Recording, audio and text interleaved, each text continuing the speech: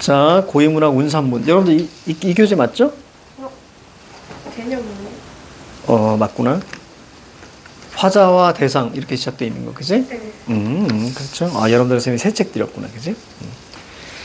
자, 거기 보시면 자, 1강 내용편부터 봅니다.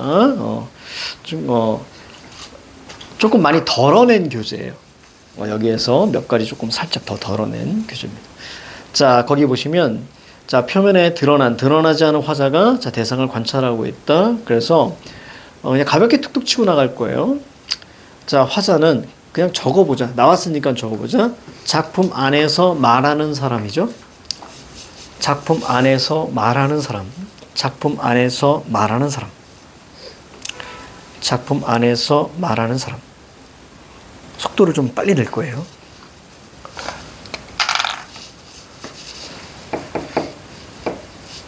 자, 시에서 드러나는 것. 자, 세 가지를 묻는다고 했습니다. 자, 첫 번째는 화자를 드러내고요. 자, 두 번째는 청자를 드러내고요. 그 다음에 세 번째는 감정을 드러내는데, 저 감정을 다른 말로 우리는 정서라고 하죠. 이때 저 세 가지를 묻는 거예요. 그래서 화자가 드러났니? 청자가 드러났니? 감정을 드러냈니? 자, 이것들을 순차적으로 우리가 볼 겁니다. 뭐야? 얘 뭐야? 무서워. 자, 그러면 첫 번째, 자, 화자가 드러내는 걸 볼게요. 화자는 뭐 방금 우리가 봤듯이 시 속에서 말하는 거고요. 자, 화자가 드러난다는 것은, 자, 우리는 이것만 보시면 됩니다. 화자가 드러나는 건 나와 우리만 표현이 되어 있으면 돼요. 이 녀석을 뭐라고도 표현하냐면요. 자, 이 녀석을 1인칭 대명사 이렇게도 표현합니다. 자, 쓰면서 보세요. 쓰면서. 선생님 스타일대로 쭉 갈 거고요. 여러분들이 복습하실 때 꼭 읽어보셔야 됩니다. 거기. 알겠지? 선생님이 안 하고 치고 넘어가는 건. 1인칭 대명사고요. 이것을 다르게 이렇게도 표현합니다. 명시적 표출 이렇게 표현해요.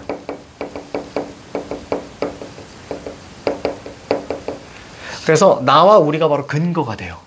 따라서 우리는 내가 얘기했죠? 이런 것들을 물어본다고요.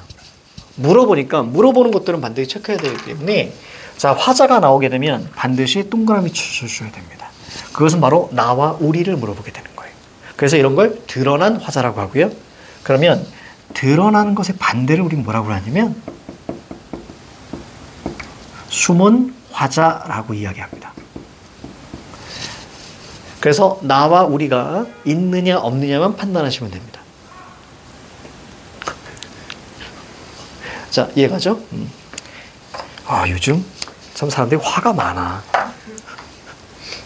자, 됐습니까? 그렇다면 자, 밑에 있는 걸 한번 살펴볼게요. 시 두 개. 내용 파악을 안 하겠습니다.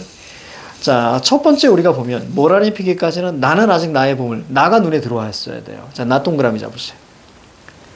그래서 거기 손모가지 보입니까, 밑에? 이걸 뭐라고 표현해야 될지 몰라가지고. 손모가지 보이죠? 거기다 뭐라고 쓰시면 돼요?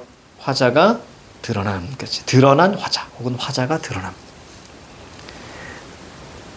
결국 나와 우리의 유무를 살피시는 거예요. 자, 두 번째 시 보니까 요건 좀 설명해 줄까? 노주인의 장벽에 자, 때때로 인동을 삼긴 물이 내린다. 이 얘기는 무슨 얘기냐면 노주인의 장벽이니까 위장이고요. 인동을 삼긴 물이니까 인동차를 나타냅니다. 딱 영어 해석본 같지 않아요? 그죠? 영어 해석본이 보통 그러잖아요. 그래서 이 내용은 노주인이 인동차를 마신다. 이런 걸 이렇게 표현한 거예요. 이걸 우린 낯설게 하기라고 하는데 시에서. 그래서 영어 해석본 부분도 그러죠. 그가 무엇을 마신다 그러면 되는데 그가 마심으로 인해 이렇게 있지, 그지? 그러면서 뭐 위는 그걸 받고 막 이런 식으로 표현해. 수동적으로 막 표현하잖아. 아유 싫어. 자, 이럴 때 재밌는 거는 뭐냐면요. 자, 인동산, 그 인동 한자 혹시 알고 있어요? 겨울을 이기다 이런 뜻이에요. 인동 자체가. 겨울을 이기다. 그러니까 두 가지 의미가 있는 거예요. 인동차의 의미도 있고요. 그 다음에 겨울을 이겨내는. 그렇지? 그러니까 극복의조와 관련된 거예요. 자작나무 덩그럭 불이 도로 피어 붉고 이런 거 부위표 찾고요. 그리고 원래 안 그랬는데 다시 피어서 붉어져요. 불이 살아나는 거란 말이에요. 그래서 이런 걸 우리는 생명력이니 그럼 맞아요. 이해만 합시다. 자, 여기서는 숨은 화자 이렇게 보시면 되겠죠. 결국 1인칭 대명사가 있다 없다? 없다. 그렇지. 이렇게만 가볍게 칠 거예요. 자, 박남수의 새가 있고요. 자, 정일근의 자, 어머니의 자, 그릇이 있는데요. 자, 요것들 한번 볼까요? 칠판 한번 봐요. 칠판 한번 보시고 자, 한번 볼게요. 자, 우리가 현대시는 세 가지로 봅니다. 이건 선생님이 이렇게 나누는 거예요. 자, 첫 번째는 부조리한 시대 현실.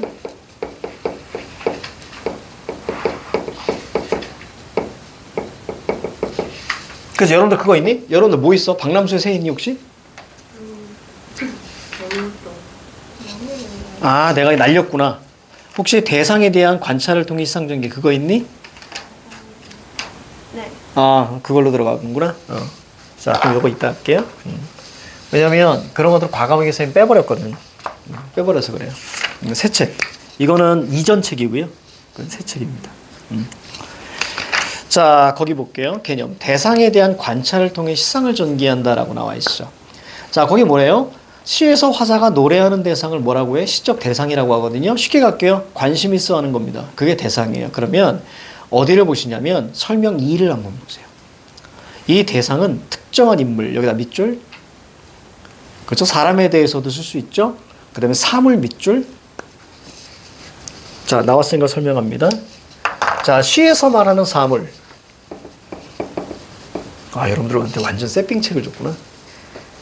표지 봐. 구려. 근데 더 웃긴 거 하나 얘기해 드릴까요? 여긴 지금 사실 선생님이 재편정한 건데, 이거 원래 500페이지짜리였어. 운문편, 산문편. 근데 거기서 쓸데없는 거 다 빼버린 거야. 빼서 요 이전 버전이 있었고요.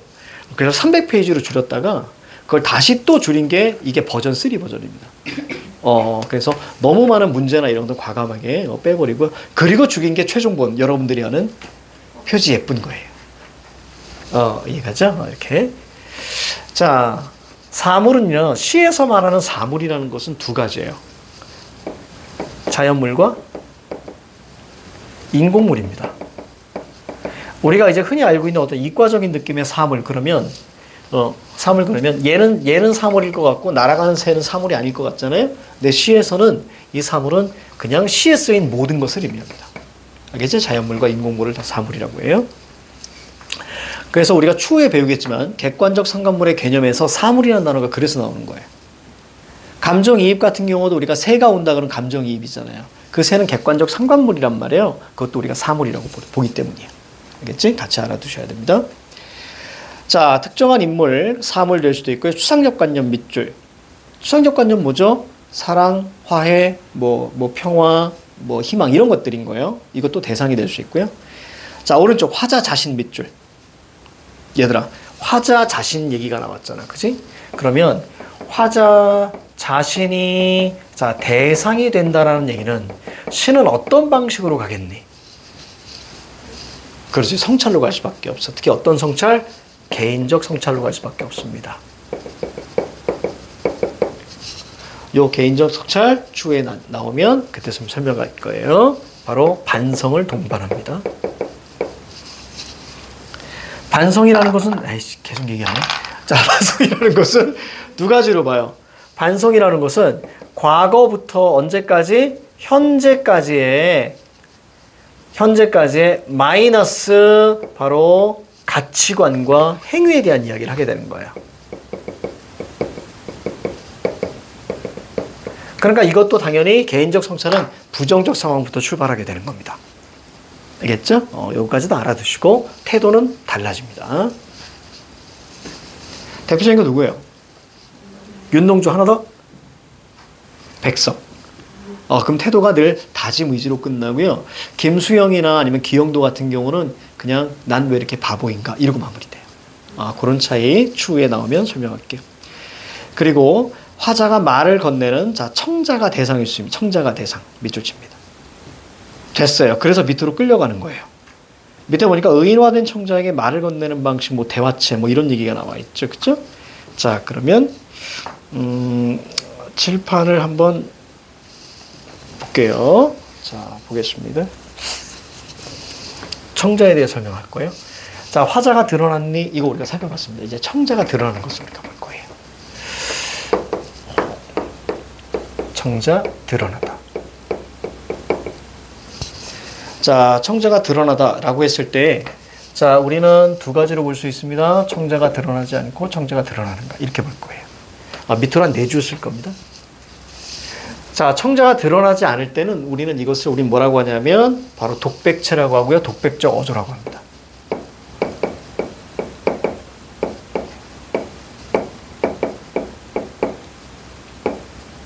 독백체, 독백적 어조. 자, 이렇게 얘기를 해요. 청자가 드러날 경우에는 우리는 자, 대화체라고 하고요. 이게 중요해요. 말을 건네는 방식. 이게 진짜 중요해. 대화체는 말을 건네는 방식이야.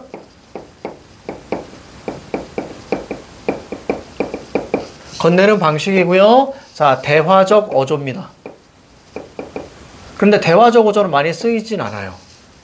얘는 무조건 독백이 맞거든요. 근데 얘는 대화도 그렇고요. 독백도 해당이 돼요. 자, 요거 이제 설명할 거야. 설명할 거야. 얘는 어머나. 아이고. 얘는 당연히 독백이겠죠. 독백과 독백체는 다릅니다. 독백체는 문체를 나타내는 거야. 알겠지? 독백. 결국 쉽게 말하면 독백 우리가 쉽게 뭐라고 얘기할래? 혼잣말.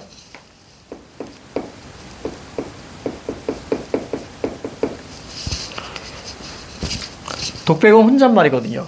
근데 대화체는요, 두 가지가 다 돼요. 대화적 구성이 있고요. 대화적 구성. 그 다음에 독백에게도 사용이 됩니다. 독백에서도.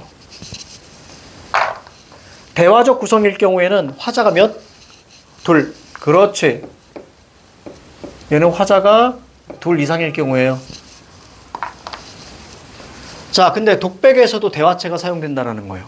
그래서 저런 거를 어떤 사람은 독백적 대화체 이렇게 가르치기도 하는데 그럴 필요 없어요. 자, 내가 이렇게 있습니다. 내가 가가지고 이렇게 가가지고 벽이 있는 거예요. 벽에서 야, 비켜. 혼잣말이죠. 독백이에요. 그렇지? 근데 갑자기 벽이 싫어. 그러면 대화가 되는 겁니다. 그 화자가 둘이 되는 거예요. 자, 우리가 자연친화에서 백구야 날지 마라. 너의 벗인 줄 어찌 아느냐? 혼잣말이죠. 하지만 내 문체는 뭐예요? 말을 건네는 방식이죠. 그래서 대화체라고 하는 거예요. 여기까지 이해가지? 그러면 사람이 아닌 것을 부르는 순간 그것은 의인어가 되는 겁니다. 2인칭 대명사를 사용해도 의인어가 되는 거예요. 자, 그러니까 독백에서도 대화체 말을 건네는 방식이 사용된다는 얘기예요. 그러면 어떻게 사용되는 건가 봅시다. 자, 첫 번째. 자, 첫 번째, 부를 경우입니다. 그럼 우린 부름, 이렇게 얘기해요, 선생님은. 자, 부름. 자, 부를 경우입니다. 자, 그래서 이걸 우린 뭐라고 하냐면 도노법이라고 이야기하죠. 도노법. 자, 그럼 가끔은 이제 선지에서 도노법을 통해서 뭐 이렇게 얘기하기도 하거든요. 자, 그럼 이런 거예요. 자, 체언 플러스. 애는 명사 체언입니다. 체언 플러스 뭐뭐아, 뭐뭐야, 뭐뭐여. 자, 부르면 무조건 청자가 드러나는 거고요. 대화체, 그리고 말을 건네는 방식, 여기까지 사고 과정이 이루어져야 돼요. 자, 그 다음에 두 번째는, 자, 2인칭 대명사가 있어요.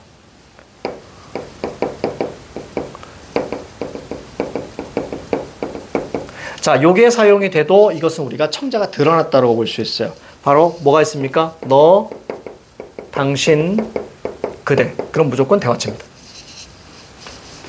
너, 당신, 자, 그대. 이런 말 사용되면, 자, 대화체예요. 자, 그 다음에 세 번째. 우리가 경어체라고 혹시 알아요? 경어체? 경어체가 뭘까요? 경어체. 높임말을 얘기합니다. 다 출제됐던 그런 선지들이에요. 그래서 뭐뭐 해요. 해요체이거나, 자, 그리고 이제 하십시오체 있죠. 합니다. 자, 이런 것들 나오면 경어체고요. 그리고 경어체는 보통 언제 사용되면 여성 화자일 때 경어체를 많이 사용합니다. 그래서 섬세하다는 효과까지 가게 돼요. 자, 요 세 가지만 기억하시면 돼요. 특히 여러분들은 내가 후려칠게요. 자, 후려칩니다. 이러면 청자가 드러나는 거예요. 따라서 이것도 문제로 내기 때문에 청자가 나오면 무조건 동그라미 치셔야 됩니다. 따라서 자, 후려칠게요. 자, 우선 불음. 왜? 얘네들을 대화체, 이것도 대화체, 둘 다 대화체거든요. 근데 이걸 바탕으로 해서 선지가 나온 적은 지금까지 한 30년 동안 한 두어 번밖에 없어요. 그것도 적절하지 않은 것에서 적절한 걸로만 나왔을 뿐이에요. 근데 이거 자체가 나오는 경우가 있었습니다. 이건 되게 많아요. 그러면 그 팁을 알려드릴 거예요. 불러요. 부르면 무조건 청자고요. 그럼 사고 과정이 대화체. 그 다음에 말을 건네는 방식까지 가셔야 됩니다. 여기 있을 때만 선지로 출제가 됩니다. 옳은 선지로. 알겠지? 옳은 선지로 자, 출제가 되는 거예요. 자, 됐죠? 자, 그러면 밑에 볼게요. 청자는 화자의 말을 듣는 대상인데요. 대화체는 화자가 청자에게 말을 건네는 방식처럼 쓰입니다. 대화체가 성립하려면 밑줄 반드시 시의 청자, 그러니까 청자가 드러났니? 이렇게 나오는 거예요. 이때 오른쪽 끝에 인물일 수도 있고요. 의인화된 사물일 수 있습니다. 의인화된 사물 밑줄 쳐볼래? 거기다 적어봐. 백구야 이러면 의인화된 사물이에요. 사람이 아닌 것을 부르거나 2인칭 대명사를 사용하면 의인화입니다. 남학생들은 잘 안 그러는데 여학생들 중에서 좀 애교가 많은 친구들이 그러죠. 이게 만약에 되게 예쁜 거야. 굿즈야. 그럼 애들이 얘기합니다. 얘 어디서 샀어? 의인법입니다. 그죠? 그리고 또 하나, 인형이 있으면, 인형을 잡고, 넌 왜 이렇게 예쁘니? 의인법입니다. 그죠? 그러니까 사람이 아닌 것에 2인칭 대명사를 사용하거나 부르잖아요? 그럼 무조건 의인화. 이렇게 이해하시면 되겠죠? 자, 그래서 설명 2로 한번 가볼게요. 대화와 반대되는 개념은 독백인데요. 자, 독백은 뭐라고요? 혼잣말이에요. 그렇죠? 독백은 혼잣말입니다. 독백은 혼잣말. 자, 요것도 우리가 적어주시면 되겠습니다.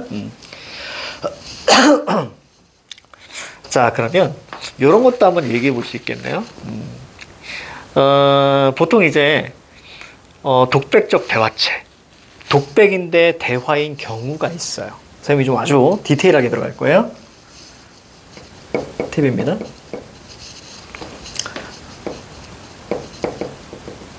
독백인데 대화체. 됐습니까? 기본적으로 대화는 무조건 대화체죠. 그치? 그럴 때 화자가 몇 있어야 된다? 둘이 있어야 된다. 그치? 근데 독백인데 대화체가 성립하는 경우는 지금까지 출제된 것을 선생님 분석해 본 결과 딱 두 가지입니다. 첫 번째. 자, 대상이 멀 때야. 대상이 멀리 있을 때입니다. 대상이 멀리 있을 때, 이런 거죠? 여러분들이 이제 끝나고 가. 그리고 내가 여기 창문을 이렇게 보고 있어. 이렇게 보고 있습니다. 여러분들이 저 멀리 가고 있어요. 저 가고 있어요. 여러분들 봤어. 그래서 내가 혼잣말로 이렇게 하는 거야. 얘들아, 오늘 정말 고생했어. 잘 들어가. 이렇게 혼잣말 얘기했어. 대화체죠. 그죠? 대화체입니다. 멀리 있어요. 근데 여러분들 갑자기 선생님들요! 이렇게 얘기하는 순간 대화가 되는 겁니다. 이해가죠? 그 다음에 두 번째.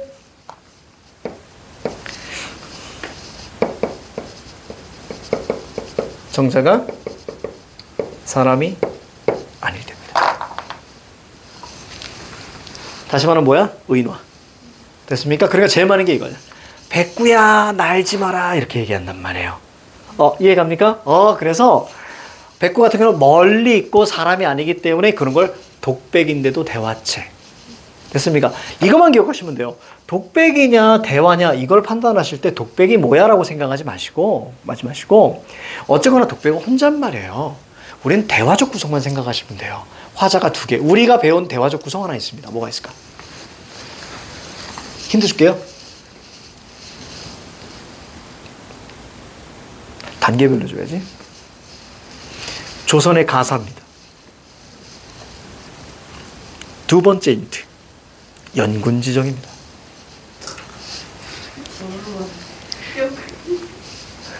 자, 세 번째 힌트. 정철입니다. 네 번째 힌트.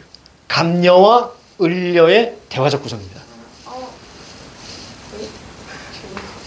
제목 생각 안 나지, 그지? 저기 가는 저각시 본 듯도 합니다. 뭐 이렇게 시작. 송민국이죠. 그런 게 대표적인 대화적 구성이야. 알겠지? 대화를 주고받는 거야. 화자가 몇 나왔어? 둘, 그렇지. 됐죠? 근데 웬만하면 대화적 구성을 쓰지 않아요. 왜냐면 자신의 의도를 전달하기가 너무 복잡하고 어려워요. 현대시에서는 김영랑의 독을 차고라는 시가 있는데 그건 이제 저 뒤에 나오면 그때 다시 한번 설명해 드릴게요. 자, 청자가 드러났니? 자, 요걸 가지고 강의했습니다. 자, 밑에 볼게요. 남국을 향한 불타는 향수. 자, 향수라는 거 우리가 알고 있어야죠. 자, 향수는 그리움이라는 뜻입니다. 향수는 그리움이에요. 이거를 우리가 좀 멋지게 노스텔지어라고 하는 거죠. 자, 너 동그라미. 자, 여기 너는요, 파초예요, 파초. 파초. 그러니까 식물이에요. 열대 식물이에요. 그래서 파초를 너라고 하는 거예요. 그래서 보세요. 2인칭 대명사가 사용됐고, 그 다음에, 자, 여기 나와 있는, 자, 청자가 바로 이제 사람이 아니기 때문에, 자, 이것을 대화체라고 볼 수 있어요. 자, 너 동그라미 잡으세요. 외롭구나. 자, 질문 던질게요. 외롭구나 라고 얘기했어. 외롭구나. 자, 뭐뭐구나 이렇게 끝났어요. 그럼 어조는 뭐예요? 감정을 드러낸 거예요? 절제한 거예요? 감정을 드러냈습니다. 이런 걸 영탄적 어조. 저기 추의 뒤에 나오니까 그때 선생님이 다시 한번 정리해 드릴게요. 자, 그래서 밑에 손모가지에다가 적으세요. 의인화된 청자라고 적어주십니다. 의인화된 청자. 자, 두 번째 볼까요? 직녀요. 끝났습니다. 무슨 법? 도노법. 그죠? 정확하죠? 말 그대로 청자예요. 그죠? 그냥 청자가 바로 나와 있죠. 그러면 불렀죠? 순서가 이렇게 가야 돼. 부름, 청자, 대화체, 말을 건네는 방식. 이게 공식처럼 이 이른이 이런 것처럼 쭉 나올 줄 알아야 돼요. 아주 단골 문제이기 때문에. 화자가 드러났니보다 청자가 드러났니가 더 많이 출제됩니다. 알겠지? 아주 중요하니까. 자, 대표적입니다. 직녀요. 자, 그 다음 밑에 세 번째 거. 우리 동주형. 죽는 날까지 하늘을 우러러 한 점 부끄러움이 없기를. 잎새이는 바람에도 나는 괴로워했다. 자, 나 동그라미 잡으시고요. 화자니까 동그라미. 청자 있어요? 없어요? 없어요. 그럼 청자 X라고 쓰시고요. 대화체야? 독백체야? 독백체, 그렇지. 독백체면 독백적 어조입니다. 독백 쉬워요? 혼잣말이에요? 자, 한 페이지 넘겨봐요. 혹시 신경님의 나무를 위하여 있니? 그래요. 안중원의 만원사도 있죠. 그죠? 여기 조금 설명 좀 길게 할 것 같은데. 자, 우선은 시간을 들여볼 테니 여러분들이 한번 풀는 능력을 좀 볼 거예요. 시간 들여볼 테니 자, 요거 한번 풀어볼게요. 자, 시작. 다 틀려도 돼요.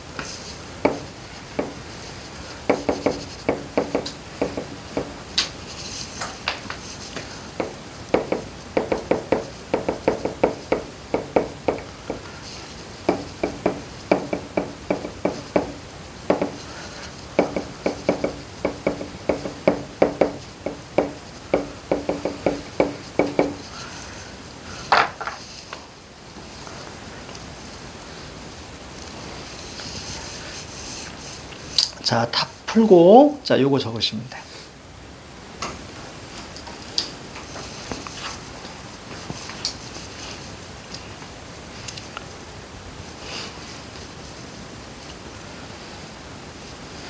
자, 체크하는 방법입니다. 조금 더 빠르게 문제를 푸실 수 있기 때문에.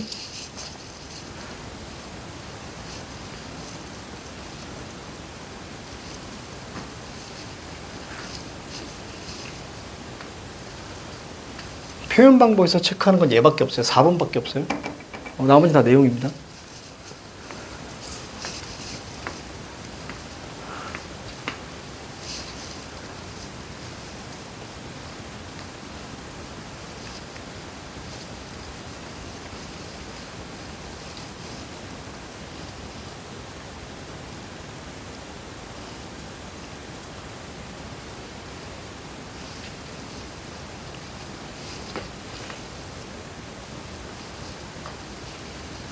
노력 옆에 동그라미 X는요, 노력 유무를 살펴보라는 얘기예요. 노력 유무. 그것도 설명해 드릴게요.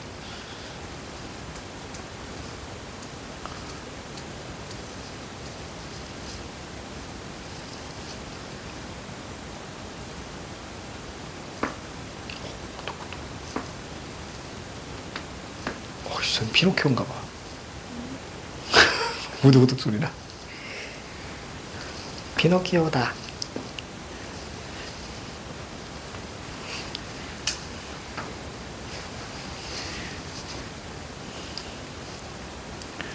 선생님이 거짓말은 안 합니다. 그게 참 웃기지. 여러분들 앞이나 고니 앞에서는 거짓말은 안 합니다. 이렇게 얘기하고 내 친구들이 모이잖아요. 그럼 난 구라 안 까. 그러니까 어떤 모임이나 누구와 있냐에 따라서 어휘가 달라져요. 아이고야. 너무 재밌지 이런 거 보면. 학생들이나 고니 앞에서는 아무리 심한 욕을 하더라도 아이고 이 녀석, 아이고 바보 녀석, 뭐 이렇게 가볍게 얘기할 수 있지만 이제 친구들끼리 있습니다. 그러면 이제 숫자를 찾거나 이제 아기들을 막 찾죠. 그러면서 너무 웃긴 것 같아 이런 거 보면. 사람인데요, 뭐, 그치? 우리들이 언어 생활하는데 그랬으니까. 그렇죠. 그리고 막 이제 고니가 막 이게 재미없는 개그를 해도 또 여러분들이 재미없는 개그를 해도 이제 다 이렇게 막 반응해주고, 그치? 하지만 어느 누군가가, 내 친구가 개그를 하잖아요? 걔는 비하됩니다. 단체로. 찐친들이니까. 그 얘기는 무슨 얘기냐면 나도 언제든지 비하가 될 수 있다는 얘기. 비하하면서 하루가 가요. 그리고 서로 깔깔깔. 자, 현대시 저 정도만 체크하시면 되고요. 저것들을 우리가 계속 연습하는 과정이에요. 그래서 선생님이 이제 이런 거 이게 드리잖아요. 그러면 저렇게 하려고 연습하는 거예요. 그 연습하는 걸 보려고 하는 거예요. 선생님은 알겠지? 자, 화자나 청자나 긍정, 물론 대상을 동그라미 쳐도 괜찮아요. 화자, 청자, 긍정적인 가치는 다 그냥 동그라미 치세요. 어차피 저 특히 긍정적인 가치는 우리가 지향이라는 표현을 쓰죠. 그리고 방향성이죠. 긍정은 우리가 굳이 얘기한다면 뭐 지향이나 방향성 이런 거죠. 어떤 욕망이 향하는 것. 됐습니까? 이런 것들입니다. 자, 저거 그냥 동그라미 치시면 돼요. 읽으면서. 자, 부정적 상황과 어떤 이제 부정적 가치는 다 세모 잡으시면 됩니다. 자, 그리고 특히 앞으로도 이야기하겠지만 현대시의 95% 이상은 자신 있게 말씀드릴게요. 부정적 상황이니까 시의 제일 앞부분엔 상황이 나오잖아요. 그러니까 무조건 다 부정이에요. 그지? 무슨 삼각형으로 시작하는 거야. 자, 그리고 정서는 다 물결 치시면 됩니다.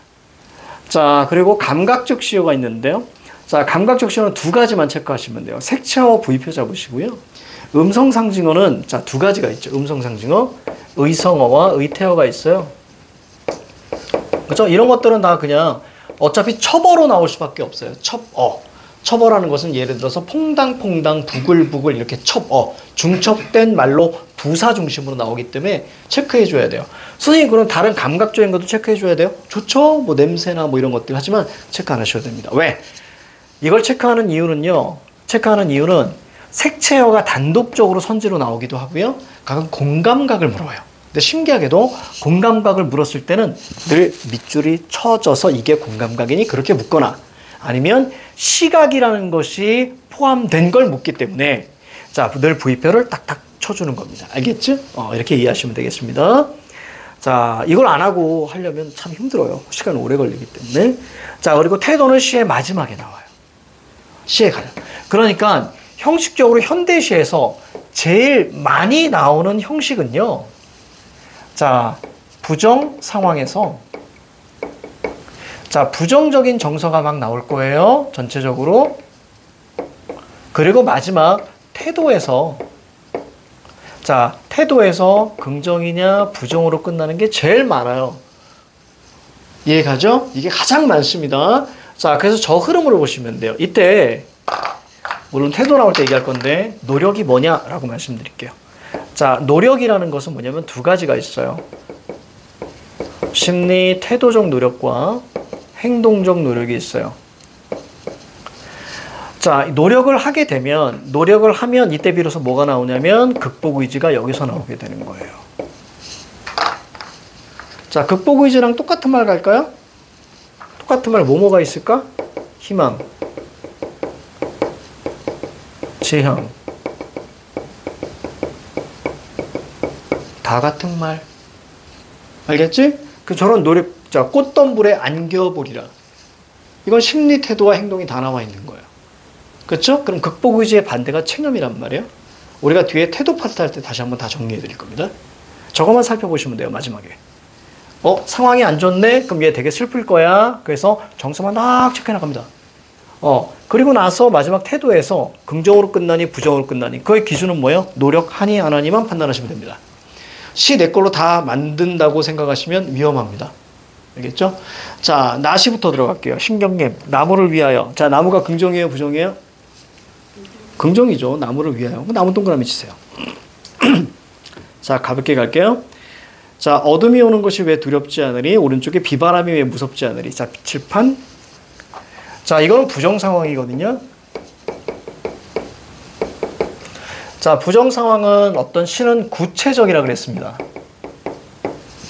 시는 구체적이야. 그러니까 이미지, 심상, 형상화 이렇게 표현한단 말이에요. 자, 세 가지 방식으로 자, 한다 그랬습니다. 세 가지 방식으로. 약 먹었어 혹시? 감기약 먹었구나. 그럼 졸리지.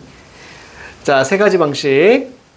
괜찮아. 야, 오늘 좀 졸더라도 이거 올릴 거거든, 영상. 그러니까 들을 수 있을 거야. 그래도 선생님이 조는 친구에 대해서 이름은 얘기 안 했어. 그치. 어슴이 이제 가연이라고 얘기 안 했기 때문에, 모를 거야. 맞지? 요 영상 이렇게 올려도 괜찮을 거예요.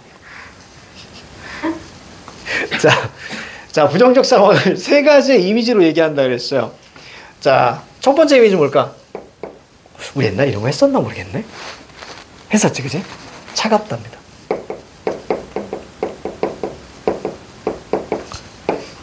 자, 두 번째 어둡다 이미지예요.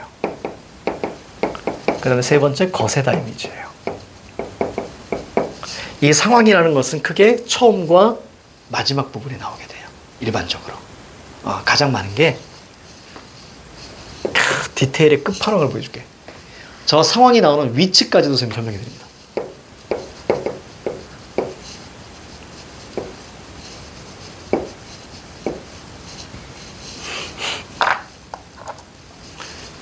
그렇죠. 프로는 디테일이죠. 자, 봅니다. 상황이 보통 앞부분에 이렇게 나와요. 이 부분이 나올 때는 어차피 상황에 대한 태도가 주제거든요. 정서는 안 중요해. 솔직히 상대적으로.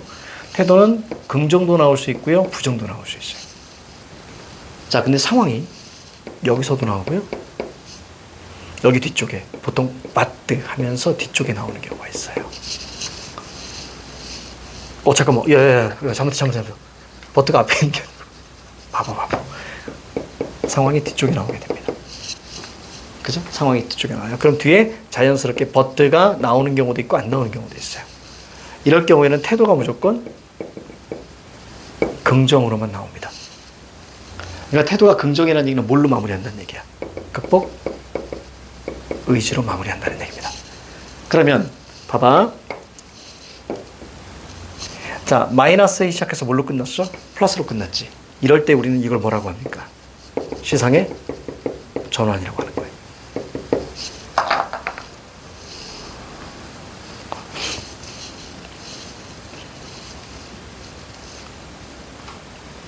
자, 됐어. 그러면 첫 번째 지어가 볼게. 어둠, 보이죠? 어둡다 이미지잖아요. 어둠 세모. 자, 뒤에 정서 보입니까? 자, 상황과 정서는 유기적 관계예요. 뒤쪽에 정서 나올 때 다시 한번 말씀드릴 건데, 상황이 안 좋으니까, 자, 어디에 우리가 물결 치면 돼요? 두렵지, 여기에 물결 치면 되죠. 특히 여러분들이 이제 지금 연습해야 되는 게 뭐냐면, 뒤에 서리법이잖아요. 두렵지 않으리, 이 얘기 무슨 얘기죠? 두렵다는 얘기잖아요.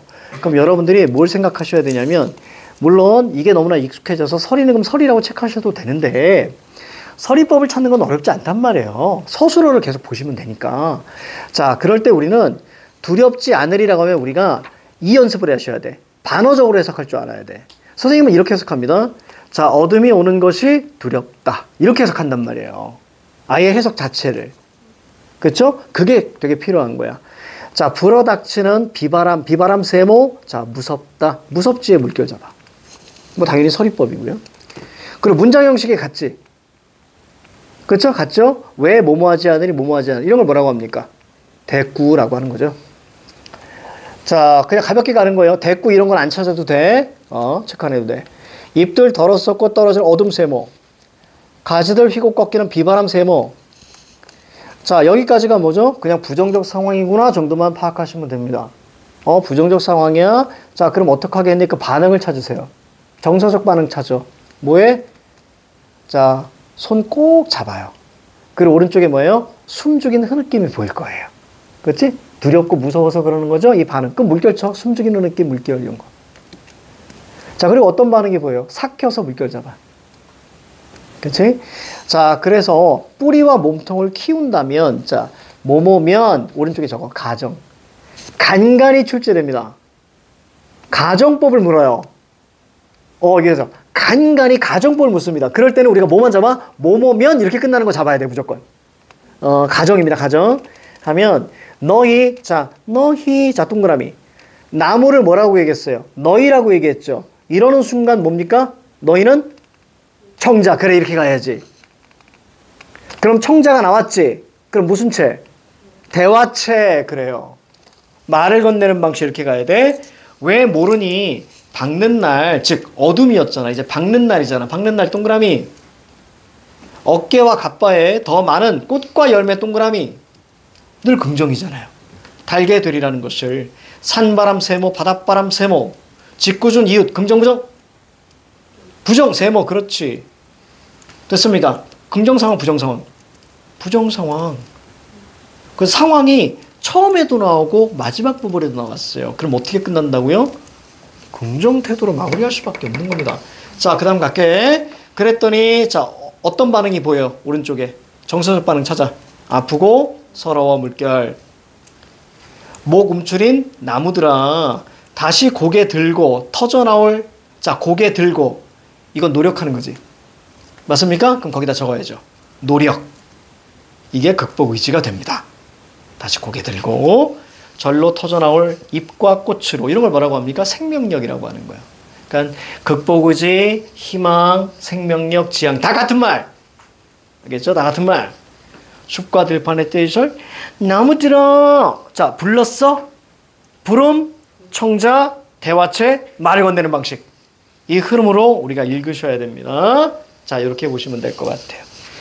자, 그 다음에 몇 번 문제를 풀어야 돼? 1번 문제 바로 풀어야 돼. 실시간으로 풀어주셔야 돼. 왜냐면 공통점이잖아. 맞아요? 자, 동그라미 1번. 색채어 있니? 없잖아요. V표 친 거 없잖아? 자, 1번 날려. 자, 의인화된 청자에게 말을 건네요. 맞습니까? 맞죠? 청자가 드러나니 그걸 묻는 거야. 2번 내비두시고.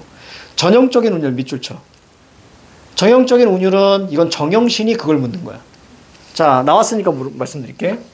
자, 정형적 여러분들이 알아야 될 정형적 운율은 크게 두 가지 하셔야죠. 두 가지. 크게 두 가지. 많게는 세 가지. 자, 뭐예요?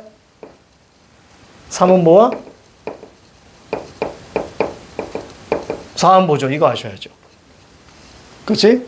특히 사음보 같은 경우는 사음보 같은 경우는 자 3, 4조, 4, 4조라고 보통 이야기하죠. 그래서 사음보 대표적인 게 바로 뭐예요? 시조와 가사고요. 자 3음보는 바로 민요와 고려가요입니다. 이렇게. 그러니까 쉽게 말하면 옛날 시를 이야기하는 거예요. 그래서 정형적 운율로 된 것을 우리는 뭐라고 해? 정형시라고 이야기하는 거죠. 자, 시조예요? 시조 가사예요? 아니에요. 그러니까 날려야죠. 자, 4번에 보시면 자, 명암의 대비니 자, 이거다 밑줄 쳐봐.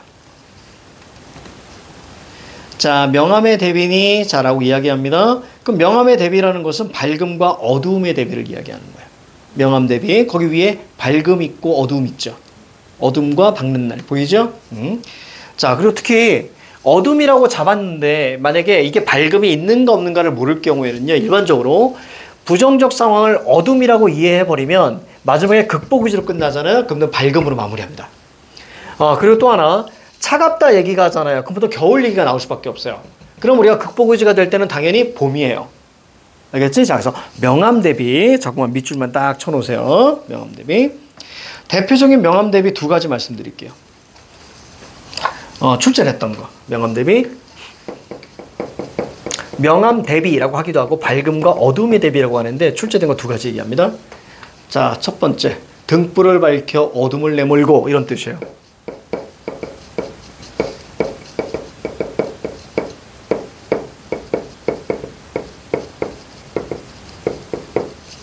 자, 이런 게 하나 있고요. 그리고 여기서는 밝음과 어둠이 있는데 이건 화자의 내면을 드러내는 것이 아니라 바로 대상의 상황을 이야기해 주는 거지. 그럼 이해갑니까? 대상의 상황. 자, 그 다음에 또 하나 있습니다. 뭐가 있지? 그치. 어두운 방 안에 빨간 숯불이 피고. 자, 어두운 방 안에 빨간 숯불이 피고. 이렇게만 적어줍니다. 대표적인 이제 출제됐던 자, 명암 대비입니다. 자, 동그라미 5번 볼까요? 자, 나는 유장언어죠. 이게 좀 어렵죠. 유장에다 쓰세요. 여유롭고 평안. 여유와 평안 이런 뜻입니다. 여유롭고 평안. 그 다음 하나 더 갈게요. 자, 경건한 분위기 밑줄. 경건한 분위기가 나오기 위해서는 시의 내용이 어떤 내용이어야 될까? 얘기해봐. 종교적인 시가 나와요. 그러니까 기도조가 많이 나온다. 기도조. 뭐뭐 해주시옵소서. 뭐 이렇게. 이게 경건한 겁니다. 정답 2번. 바로 나왔어요. 자, 그리고 자 2번 문제 볼까요? 나와 다의 시상전개 방식을 비교했는데 나와 다 모두 서리적 표현이니 그러면 서술로 보시면 되는 겁니다. 그래서 나는 서리적 표현이 맞죠. 첫 번째 있죠. 왜 두렵지 않으리. 그치? 그래서 우리는 다는 자 살펴볼 거예요. 이때 동그라미 2번. 나 계절의 변화 있어요? 없어요? 없습니다. 자 2번 날리시고요. 자 나는 여러 대상으로 관심을 옮겨가니 아니면 나무 하나에 집중했니? 나무 하나에 집중했죠. 그치? 대상? 자 날립니다. 자 그 다음에 4번에 나는 시각적 이미지 맞고요. 자 5번에 나는 화자의 심리묘사야? 아니지. 누구에 대한 얘기야? 대상, 나무에 대한 이야기입니다. 이제 1번까지. 너 1번 문제만 있어? 아 그렇구나. 야 내가 이것도 딸렸구나. 좋습니다. 자 그럼 우리가 지금 많이 힘들어 보여. 잠깐 쉴게. 잠깐 쉬고 자 그 다음에 1번 문제 들어갑니다. 저기 나시 할게요. 나시는 있지.